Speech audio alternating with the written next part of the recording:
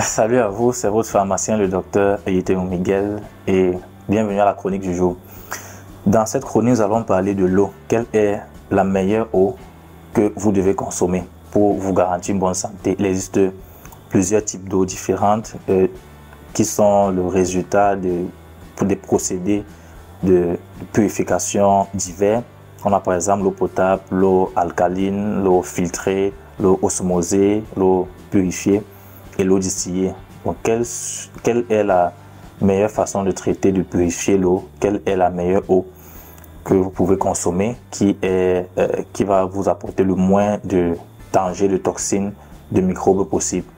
Commençons par l'eau potable. C'est l'eau couramment consommée dans les villes, dans les grandes villes, l'eau du robinet. Dans de nombreux pays, les lois donc qui régissent, qui réglementent la qualité de l'eau potable admettent la présence de certaines toxines en très faible quantité comme l'arsenic, le cadmium ou le cyanure. Et il faut dire que malheureusement, il n'y a pas assez de données scientifiques ou d'études qui ont été menées sur l'impact sur la santé de la consommation, de l'ingestion quotidienne d'une eau qui contient cette quantité infime de toxines. Donc cette eau potable va donc contenir des toxines et aussi des micro-organismes, des microbes. On a par la suite l'eau alcaline ou l'eau ionisée qui a un pH donc alcalin. Le pH c'est tout simplement l'élément de mesure de l'acidité ou de la basicité ou de l'alcalinité d'une substance, dont en l'occurrence l'eau.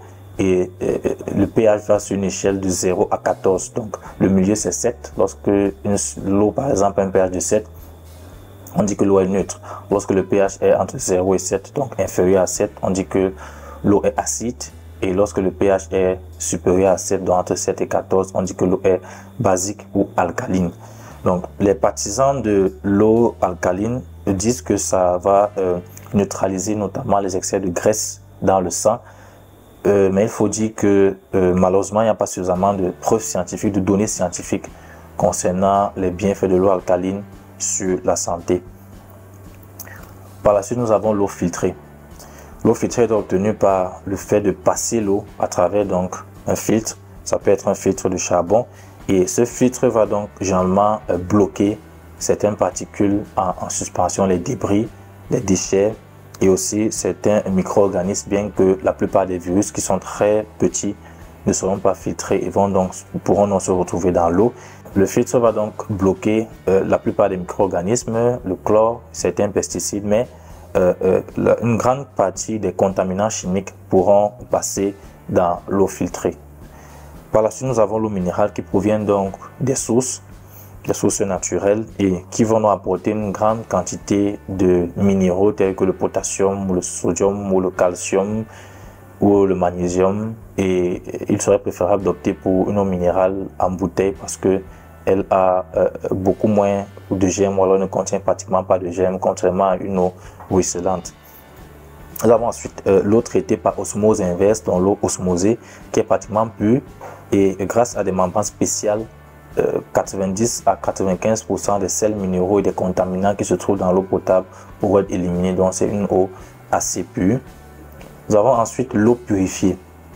C'est une eau potable qui est soumise à plusieurs procédés successifs, donc par exemple la chloration, le fait d'utiliser du chlore, ou encore la filtration, ou même l'osmose inverse dont je viens de parler, ou encore l'alcalinisation. Donc on associe deux ou plusieurs de ces méthodes précédentes dont j'ai parlé pour obtenir donc une eau purifiée. Nous allons terminer donc la chronique par l'eau distillée. L'eau distillée, c'est une eau chimiquement pure. Elle ne contient que de l'eau et rien que de l'eau, H2O. Il n'y a pas d'autre chose dans l'eau distillée. Donc, le principe de la distillation, c'est quoi? C'est qu'on va porter l'eau à ébullition, on va chauffer l'eau. L'eau va se transformer, l'eau liquide va se transformer en vapeur. Cette vapeur sera donc recueillie, condensée, refroidie et donc se retransformer en eau liquide qui sera donc recueillie. Donc, cette eau présente de nombreux avantages. L'eau distillée, le premier avantage, c'est qu'elle ne contient aucun micro-organisme, contrairement aux autres types d'eau. Elle ne contient ni bactéries, ni virus, ni champignons, ni parasites, puisqu'elle a été bouillie, elle a été portée à ébullition et elle ne peut donc transmettre aucune maladie infectieuse, aucune diarrhée infectieuse. Deuxième avantage, c'est qu'elle ne contient pas de métaux lourds, puisque ces derniers vont rester au fond du récipient. Ils ne vont pas monter avec la vapeur, ils ne sont pas volatiles.